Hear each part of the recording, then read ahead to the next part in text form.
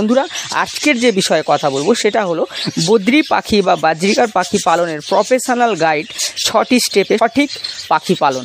তো বন্ধুরা 1 নম্বরে যেটা আসে সেটা হলো সঠিক খাঁচা নির্বাচন। তার মধ্যে আসে খাঁচার সাইজ এবং খাঁচার সেটআপ। একজোড়া বদ্রি পাখি বা বাজরিকার পাখি পালনের জন্য সাধারণত 1.5 foot by 1.5 foot by 2 foot cage কিন্তু যথেষ্ট। তো 18 ইঞ্চি ইন্টু 18 ইঞ্চি ইন্টু 24 ইঞ্চি খাঁচা যথেষ্ট ব্রিডিং করানোর জন্য। তবে আপনি যদি তার থেকে বেশি পাখি পালন করতে চান তাহলে কিন্তু বড় খাঁচা ব্যবহার করতে হবে। এবং 10 জোড়া পাখি যদি পালন করতে চান তাহলে কিন্তু 6 ফুট লেন্থ, 4 ফুট হাইট এবং 4 ফুট ডিপথ হলেই কিন্তু 10 জোড়া পাখি কিন্তু কলোনি হিসাবে আমরা কিন্তু পালন করতে পারবো। তার মধ্যে হাঁড়ি, বসার লাঠি এবং খাবারের পাত্র, জলের পাত্র, গ্রিটের পাত্র কিন্তু দিতে হবে। তো বন্ধুরা এক জোড়া পাখির জন্য 1.5 বাই 1.5 বাই 2 এর কেন খাঁচা লাগে? ওর মধ্যে আমরা একটা লাঠি দেবো যেখানে পাখিটা বসতে পারবে এবং একটা হাঁড়ি দেবো যেখানে ওরা ব্রিডিং করতে পারবে এবং 2টো খাবারের পাত্র দিতে হবে, একটা জল থাকবে, একটা দানা থাকবে এবং একটা গ্রিট থাকবে।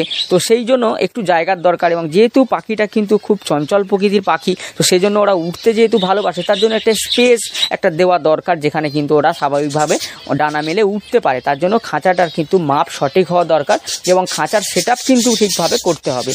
2 নম্বরে আসে উপযুক্ত খাবার ও ডায়েট। তো seed mix, soft food, green food এগুলো কিন্তু ওই খাবারের মধ্যে আসে। ভিটামিন, ক্যালসিয়াম, মিনারেল এইগুলো কিন্তু সব ওই উপযুক্ত খাবারের এবং ডায়েটের মধ্যেই কিন্তু পড়ে। তো বদ্রি পাখি বা বাজরিকার পাখিকে সাধারণত দানা খাওয়ানো ঠিক নয়, তাই তাদের কিন্তু বীজের পাশাপাশি বা দানা যে আমরা খাওয়াই তাদের পাশাপাশি কিন্তু আমাদের ওদেরকে ক্যালসিয়াম, মিনারেল এগুলোর কিন্তু ঘাটতি পূরণ করতে হবে এবং ফাইবারজনিত খাবারও প্রদান করতে হবে। তো তাদের জন্য বা আমাদের কিন্তু দানার মধ্যে সিড মিক্স মেশাতে হবে, কি না যে দানাটা আমরা প্রোভাইড করি বড় দানা ঘাসে, তার সাথে কিন্তু রেড মিলেট, হোয়াইট মিলেট, কেউ আবার ব্ল্যাক মিলেটও মেশাতে পারে এবং অনেক সময় দেখা যায় আমরা এর সাথে ব্ল্যাক সিডও মেশাতে পারি। তো সব কিছু মিশিয়ে একটা মিক্স সিড তৈরি করতে হয়, সেটা পাখিকে প্রোভাইড করলে ওর থেকে কিন্তু ওরা ভিটামিন, ক্যালসিয়াম, খনিজ, মিনারেল এবং প্রোটিন সব কিছুই কিন্তু ওরা ওখান থেকে পেয়ে যায় এবং সেই ঘাটতিটা কিন্তু পূরণ হয়ে যায়। এবং আমাদেরকে সব ফুড প্রদান করতে হবে, যেমন ধরুন আপনার গ্রিন ফুডের মধ্যে ধরুন শাক সবজি এগুলো প্রোভাইড করতে পারি এবং সব ফুড এগ ফুড প্রোভাইড করতে পারি এবং গম ভিজিয়ে প্রোভাইড করতে পারি, ভুট্টা সিদ্ধ করে প্রোভাইড করতে পারি, ভাত আমরা প্রোভাইড করতে পারি। তো সব ফুডের মধ্যে কিন্তু এইগুলো পরে প্রোভাইড করার জন্য এবং ভিটামিন, ক্যালসিয়াম জনিত খাবার আমরা প্রোভাইড করতে পারি, যেমন ধরুন সজনে পাতা ব্রিডিংয়ের জন্য খুব ভালো আমরা এই প্রদান করতে পারি এবং পালং শাক প্রদান করতে পারি, ব্রোকলি প্রদান করতে পারি এবং ক্যালসিয়ামের জন্য আমরা সামুদ্রিক ফেনাটা প্রোভাইড করে রাখতে পারি, ক্যালসিয়াম ব্লক প্রোভাইড করতে পারি। তো এইগুলো সব কিন্তু খাবার দাবারের মধ্যে পড়ে। এইগুলো কিন্তু অবশ্যই পাখির কেজের মধ্যে রাখতে হবে এবং দেওয়া কিন্তু খুবই দরকার পাখির হেলথ ভালো রাখার জন্য বলুন এবং সেই পাখির থেকে ব্রিডিং করানোর জন্যও বলুন। তো অতি অবশ্যই পাখিগুলোকে সঠিকভাবে কিন্তু খাবার দাবার প্রোভাইড করতে হবে এবং সাপ্তাহিক একটা রুটিন তৈরি করে দিলে সবথেকে বেস্ট হয়, সবথেকে ভালো হয়। এই সব খাবারগুলো যে প্রতিদিন প্রোভাইড করতে হবে তা নয়, ক্যালসিয়াম ব্লক বলুন এবং সামুদ্রিক ফেনা বলুন, গ্রিড বলুন, এগুলো সারা বছরই রাখতে হয় 24 ঘন্টা পাখির কেজে এবং যে দানাটা আমরা প্রোভাইড করব সেটাও 24 ঘন্টা পাখির কেজে রাখতে হয়। এছাড়াও যে সব ফুড যেগুলো আমরা ব্যবহার করব সেগুলো কিন্তু সাপ্তাহিক একটা রুটিন তৈরি করে প্রোভাইড করলে তবেই কিন্তু পাখির হেলথ ভালো হয় এবং পাখির ব্রিডিংটাও ভালো আসে, তবেই কিন্তু স্বাস্থ্যটা ভালো থাকে। এবং 3 নম্বরে যেটা আসে বন্ধুরা সামাজিক আচরণ ও বন্ধুত্ব, কিনা বদ্রি পাখি বা বাজরিকার পাখি দেখবেন যে ওরা একা থাকতে পছন্দ করে না। তো অবশ্যই ওদেরকে কিন্তু 2টো রাখবেন, মেল এবং ফিমেল রাখলে তো খুবই ভালো হয়, নাহলে কিন্তু ওরা ডিপ্রেশনে চলে যাবে, খাওয়া দাওয়া ছেড়ে দেবে এবং পাখি কিন্তু আস্তে আস্তে অসুস্থ হতে থাকবে। এবং মেল ফিমেল যদি রাখেন তাহলে কিন্তু ওরা ব্রিডিংটাও করতে পারবে, ওদের দেখতেও সুন্দর লাগবে। তো অবশ্যই 2টো পাখি রাখার চেষ্টা করবেন। এবং 4 নম্বরে যেটা আসে বন্ধুরা সেটা হলো নিয়মিত খাঁচা পরিষ্কার। এটা একটা ভাইটাল ব্যাপার। আমরা পাখি পুষে ছেড়ে দিই এবং দেখি যে খাঁচাটা দানা পড়ে নোংরা হচ্ছে, ওরা পটি করে নোংরা করছে, আমরা আর পরিষ্কার করি না। কিন্তু দেখুন বন্ধু, দেখতে তো ভালো লাগেই না, পাখি শখের জিনিস। তো তার থেকে বড় কথা ওরা কিন্তু রোগগ্রস্ত হয়ে পড়বে যদি আমরা ওই নোংরার মধ্যে ওদেরকে রেখে দিই। তার জন্য কিন্তু অবশ্যই খাঁচাটা আমরা অন্তত সপ্তাহে 2 বার পরিষ্কার করবো। অ্যালবেস্টার শিটটা বলুন এবং ফ্লোরটা বলুন বা তলায় যেটা দিয়ে রাখছি ওটা অবশ্যই সপ্তাহে 2 বার যদি আমরা পরিষ্কার করি তাহলে কিন্তু পাখিগুলো হেলথ ভালো থাকবে এবং পাখিগুলো সুস্থ সবল থাকবে। তারা কিন্তু সঠিকভাবে আপনাকে ব্রিডিং করে বাচ্চাটা ওরা কিন্তু লালন পালন করে আপনাকে দিতে পারবে তবে।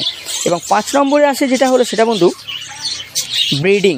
তো সবথেকে ভালো জিনিস কি, পাখির থেকে যদি আমরা ব্রিডিং নিতে পারি, যারা নতুন নতুন পাখি প্রেমী, পাখি পালন শুরু করেছেন, যারা পাখি পালন করেন, তাদের কাছে কিন্তু ব্রিডিংটা একটা মোটিভেশান। ব্রিডিং হওয়া মানে খুব আনন্দিত হয় তারা, যারা পাখি পালন করেন। তো তার জন্য ব্রিডিংটা আপনাকে কিন্তু করানো খুবই দরকার, যারা প্রফেশনালভাবে পালন করেন, এবং যারা শখের বশে পালন করেন তাদেরটা ব্যাপারটা আলাদা।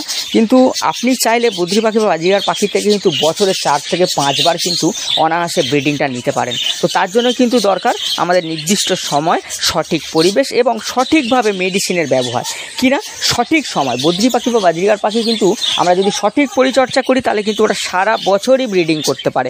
কিন্তু সারা বছর ব্রিডিং নেওয়া উচিত না, তাদের একটা রেস্ট দরকার। তার জন্য বন্ধুরা আমরা এই যে বর্ষাকাল থেকে শুরু করে আমরা কিন্তু শীতের শেষ পর্যন্ত এদের ব্রিডিং সিজন হিসাবে ধরি, এবং এই সময় এদের থেকে আমরা কিন্তু ব্রিডিংটা নিয়ে থাকি। কিন্তু বন্ধুরা এরা সারা বছরই ব্রিড করতে পারে।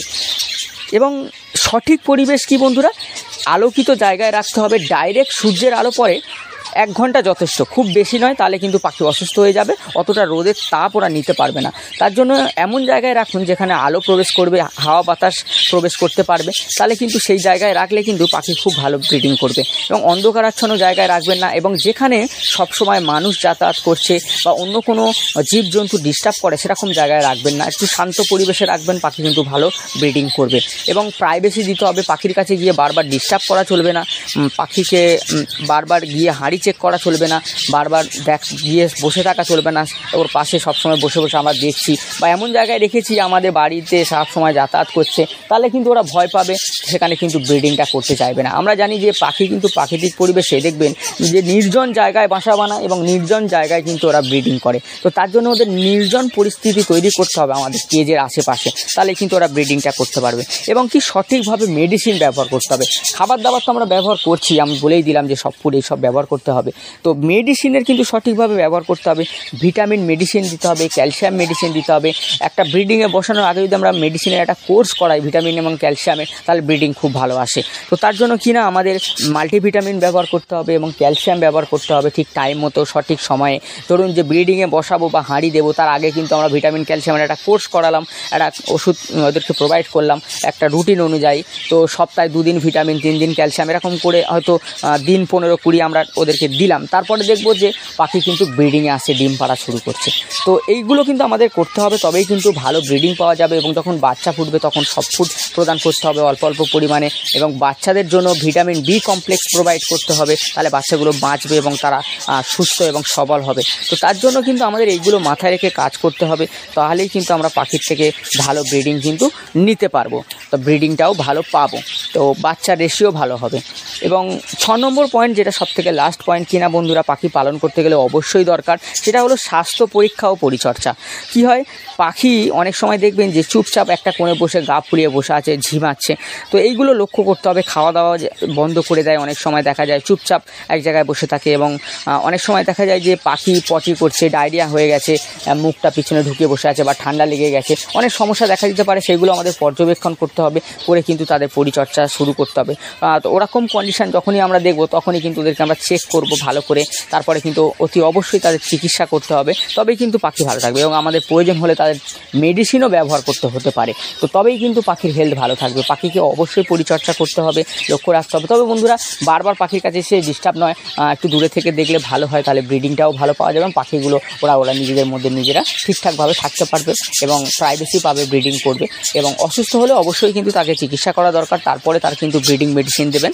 এই নয় যে অসুস্থ পাখির ব্রিডিং মেডিসিন দিচ্ছেন, আগে তাকে সুস্থ করতে হবে, তারপর ব্রিডিং মেডিসিন দিতে হবে। তো সঠিক পরিচর্যা করতে হবে, লক্ষ্য করতে হবে পাখিরা অসুস্থ কিনা। তো বন্ধুরা এই কয়েকটা পয়েন্ট, এই 6টা টিপস এই অনুযায়ী যদি কাজ করতে পারেন, যে পাখি পালন যারা করছেন বা করবেন ভাবছেন, বা যাদের পাখি ব্রিড করছে না, সবই করবে, ব্রিডিংও করবে, ভালো রেজাল্টও দেবে, এবং পাখি পালন করলে আপনাদের মনও কিন্তু ভালো থাকবে বন্ধুরা। তো আশা করি ভিডিওটা ভালো লাগবে আপনাদের এবং কাজেও আসবে। এবং যদি ভিডিওটা ভালো লেগে থাকে তো প্লিজ একটা লাইক করবেন, কমেন্ট করবেন, শেয়ার করবেন, এবং চ্যানেলে যদি নতুন এসে থাকেন তো প্লিজ আমার চ্যানেলটা সাবস্ক্রাইব করে রাখুন এবং পাশে থাকা বেল আইকনটা টিপে দিন, যাতে করে নতুন ভিডিও